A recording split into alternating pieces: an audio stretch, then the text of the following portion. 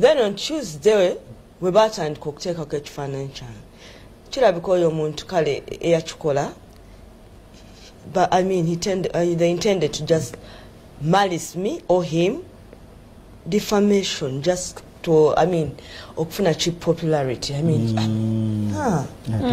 yeah, seriously.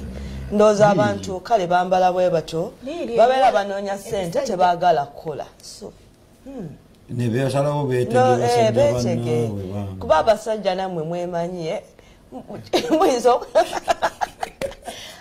n'abasajja nabo I can get so excited. They getting us so excited. Mulabo. But getting excited. Katafa yo bona mukazi nsajja kati ogenda okulaba. Waliwo sajja eriyo kola ko. Ngabirala. Nange. Ne baba. Babera. Wole mundisco mwanangu manyo. Gambi acho melody high ndoza. I know. Ba papa. Abami ba papa.